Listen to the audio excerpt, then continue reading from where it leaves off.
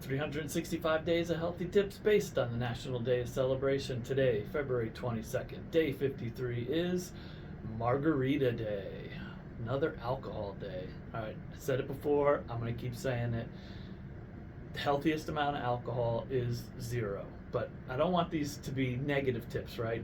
Every day, like just don't do this, don't do that. I always want to try and find something positive in it.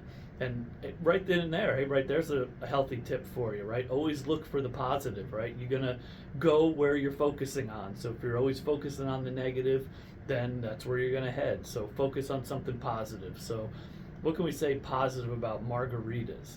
Well, so I was thinking about this one, and there's something very unique about margaritas, right? That's pretty much on any other drink, and that's the salt on the outside of the rim of the glass.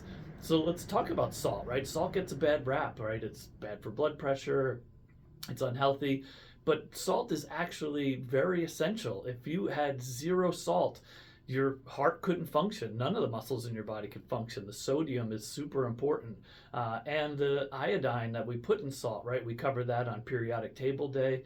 And in the newsletter, I went into a little more in depth on that when we talked about the importance of iodine. So there is a benefit to salt, right? You have to have it in your diet, but not too much, right? It's like most things, there's a happy medium. And one of the problems with salt, that the reason we get too much is because of all the processed foods.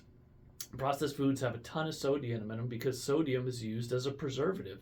That's why things are shelf stable and can last for so long and not go bad. So by avoiding processed foods, eating whole foods, focusing on real food will right away decrease your salt intake and bring it into more manageable levels. And that way you don't have to eat everything bland and be afraid of putting salt on something. So there's your healthy tip for today.